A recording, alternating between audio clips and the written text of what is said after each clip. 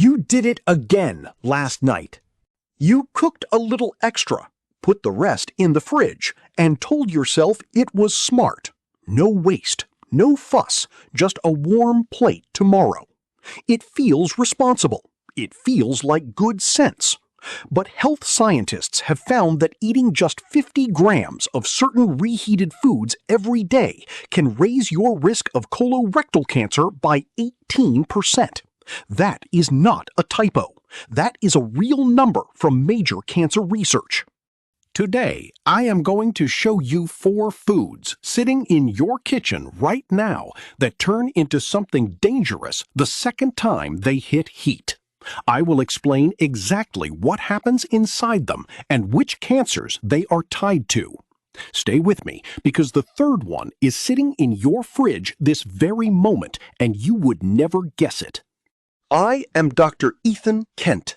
I have spent years studying how food changes inside the body, and I have sat across from patients who asked me one heartbreaking question: why did nobody tell me sooner? Here is the hard truth. The changes that lead to cancer are silent. There is no pain, no warning sign, nothing that tells you something is wrong. Before I name these foods, you need to understand what is happening at the chemical level, or this will sound like fear, not fact. 3 things happen when certain foods are reheated. First, nitrosamines can form, a group of compounds studied closely by the International Agency for Research on Cancer. Second, fats break down into harmful compounds called aldehydes, shown in food science journals to build up with repeated heating. Third, high heat can create compounds called heterocyclic amines, linked to cancer risk by the National Cancer Institute. Once you understand these 3, everything I show you next will make complete sense. Think about Sunday morning. You fried up bacon for breakfast, and by lunch, there were 3 strips left.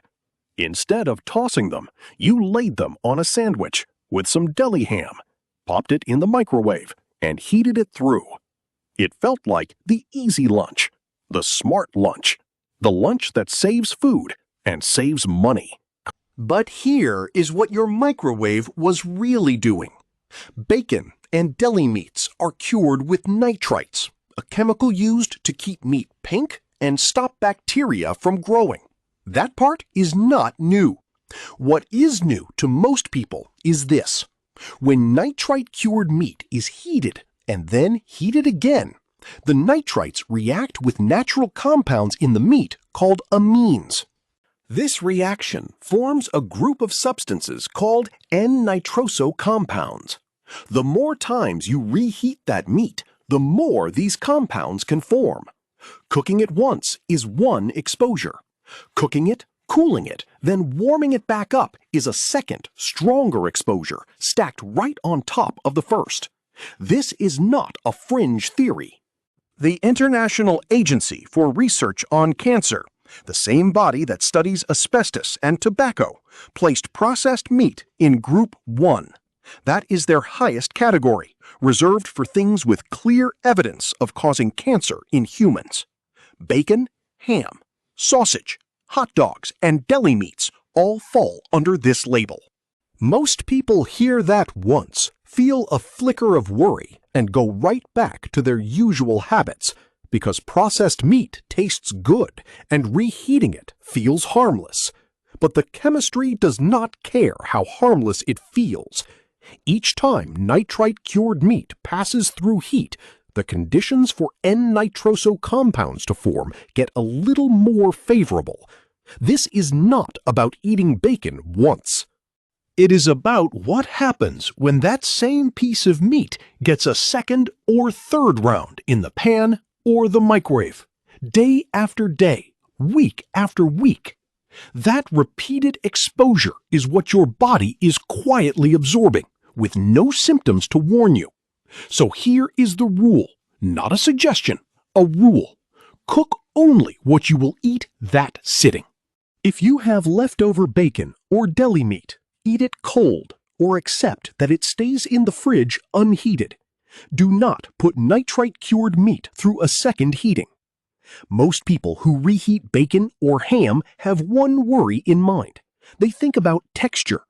They worry it will come out dry, tough, or rubbery, so they cover it with a paper towel, or add a splash of water, or heat it in short bursts to keep it soft.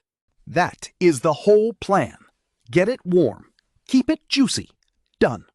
Nobody stands at the counter thinking about chemistry. Nobody wonders what is happening inside the meat at a level they cannot see or taste. This is the irony of the whole habit. The damage was never about dryness. A piece of ham can come out of the microwave soft, juicy, and perfect, and still be forming more N-nitroso compounds than it had the first time it was cooked. Texture tells you nothing about what is happening chemically. You cannot taste a nitrosamine. You cannot see it change the color of your sandwich. It does not announce itself with a smell or a strange texture the way spoiled food does. It forms quietly inside meat that still looks and tastes completely normal, maybe even better than before. This is exactly why so many people keep reheating cured meats for years without a second thought. Nothing about the experience gives them a reason to stop. The sandwich tastes fine. The ham tastes fine. The bacon crisps back up just like new. But fine is not the same as safe, and taste was never built to detect this kind of risk. So here is the fix, and it is not a soft suggestion. It is a rule you should treat as non-negotiable. Cook only the amount of cured or processed meat you plan to eat in that one sitting. If you make bacon, eat the bacon. If you buy deli meat for sandwiches, eat it cold, straight from the fridge, not reheated. Once it has been cooked and cooled, its second trip through the heat is where the real risk builds, no matter how good your reheating technique is. This means planning your portions a little more carefully. It means resisting the urge to save that last piece of ham for tomorrow's warm sandwich. It is a small shift in habit, but it closes the door on a risk you cannot see, taste, or feel coming. Picture your kitchen after frying something. Maybe chicken, maybe fish, maybe a batch of fries. The oil is still sitting in the pan, still looks fine, still smells fine. So you pour it into a jar and save it for next time. Then next time comes, and you use that same oil again, maybe even a third time, because oil is not cheap, and it feels wasteful to toss out something that still looks clear and golden. This habit lives in almost every kitchen, and it feels completely reasonable. But oil changes every single time it is heated past a certain point, called the smoke point. Once oil crosses that point, again and again, it goes through a process called lipid peroxidation. This means the fat molecules in the oil start breaking down and reacting with oxygen in the air. That breakdown creates harmful byproducts, including a group of compounds called aldehydes. One of the most studied is called 4-HNE. Food chemistry researchers have measured rising levels of these compounds in oil that gets reheated over and over, especially oil that already went through one full fry session. The oil does not need to smell burnt or look dark for this to happen. It can still look clean while carrying a heavier chemical load than the first time you used it. This is the part most people never think about, because oil reuse feels like a kitchen habit, not a health decision. It is treated the same way you might treat reusing a jar or a container, just common sense, just not wasteful. But oil is not glass. It changes at a molecular level every time heat touches it, and those changes do not reverse when it cools back down in the fridge. Before we go further, I want to hear from you. Comment below and tell me how many times you usually reuse the same oil before throwing it out.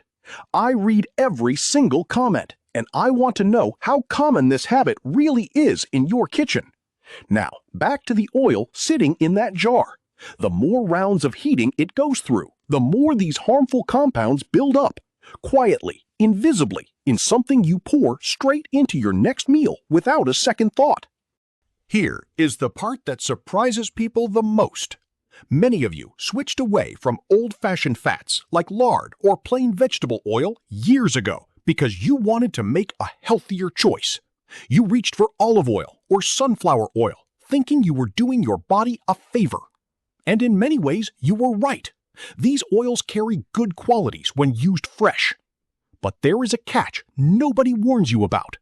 The very thing that makes these oils healthy, their high content of unsaturated fats, is also what makes them break down faster under repeated heat. Saturated fats, the kind found in things like lard, are more stable when heated again and again. Unsaturated fats, the kind found in olive oil and sunflower oil, are more fragile. They react faster with oxygen, which means they move through that breakdown process, lipid peroxidation, more quickly than sturdier fats do. So, the oil you picked, because it felt like the smart, health-conscious choice, can actually build up harmful compounds faster than the oil your grandmother used. This is what I call the health halo backfire. You did the right thing by choosing a better oil. You just were not told the trade-off that comes with reusing it. Nobody sits you down and explains that reheating olive oil 3 times can undo some of the benefit you were trying to get in the first place. So here is the rule, and this one is not flexible. Never reuse frying oil more than once, no matter what kind of oil it is, and no matter how healthy the label says it is. One use, then it goes. If you notice the oil has turned darker than when you started, or it smells even slightly different, do not question it. Do not try to stretch it one more round. Pour it out. A slightly higher grocery bill for fresh oil is a small price compared to what builds up in oil that keeps getting reused. This is one of those habits that feels frugal in the moment, but the real cost shows up later, quietly, in a place you cannot see on your stovetop. Think about a pot of spinach, or a beet salad, or a celery-based soup you made a few days ago. It is still sitting in the fridge, and tonight you pull it out, warm it up, and call it dinner. It feels like the safe choice, the vegetable choice, the choice your body should thank you for. Leafy greens and root vegetables like beets and celery carry naturally high levels of nitrate, a compound that is not harmful on its own. The problem is what happens after cooking, especially when that dish is stored, then reheated, then maybe stored again for another round tomorrow. Every time these vegetables sit at room temperature, or move in and out of the fridge, or go through another cycle of heating, bacteria and enzymes get another chance to convert some of that natural nitrate into nitrite. This conversion speeds up the longer the food sits around and the more times it gets warmed back up. Nitrite itself is not the villain here. The real concern is what nitrite can become. Under the right conditions, especially when combined with certain amino compounds in food, nitrite can act as a building block for nitrosamines, the same family of compounds we talked about earlier with cured meats. Health organizations, like the World Health Organization and the European Food Safety Authority, have published guidance around nitrate and nitrite levels in food, precisely because this conversion process is well documented and taken seriously. This is not a rare, edge case concern.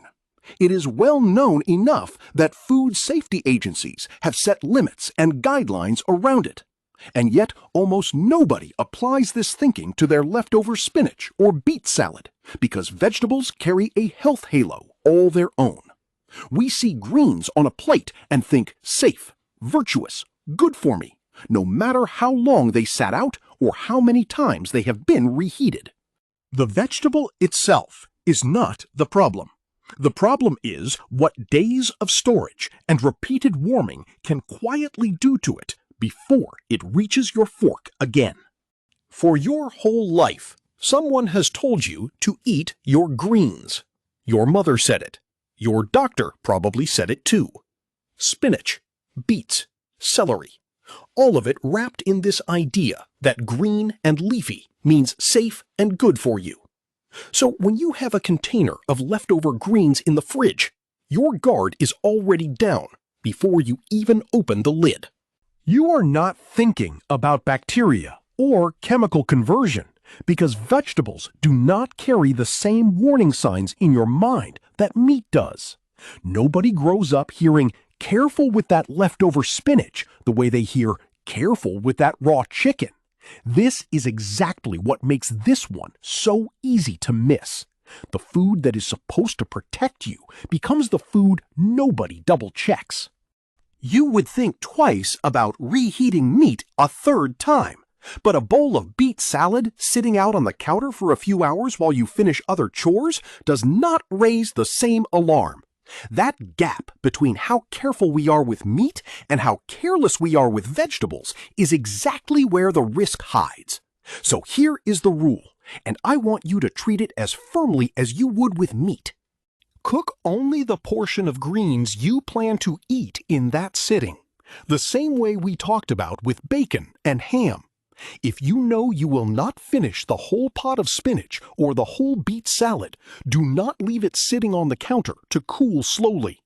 Get it into the fridge right away, within a short window after cooking, not after it has been sitting out through a long meal or a slow cleanup. And when it comes to leftovers, one reheat is the limit. Warm it once, eat it, and do not put that same batch through the cycle again a second or third time. This means smaller batches, more frequent cooking, and a little more attention to timing than you are probably used to giving a bowl of vegetables. It is a small adjustment, but it closes a gap that most people never even knew was open, hiding behind a food we were taught our whole lives to trust without question. Think about last weekend's barbecue, or a steak you pan-seared a few nights ago. You had leftovers, so tonight you throw that steak or those grilled chicken thighs back into a hot pan. Maybe even crank the heat up a little because you want that same crisp edge you remember from the first time. You want it to taste fresh again, not soft and sad from the microwave. So you let it sit in the pan a little longer until the edges char up just right. This feels like good cooking instinct.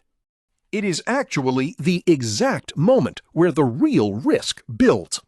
When meat is cooked at high heat, especially grilled, pan-seared, or charred, two groups of compounds can form: heterocyclic amines, known as HCAs, and polycyclic aromatic hydrocarbons, known as PAHs.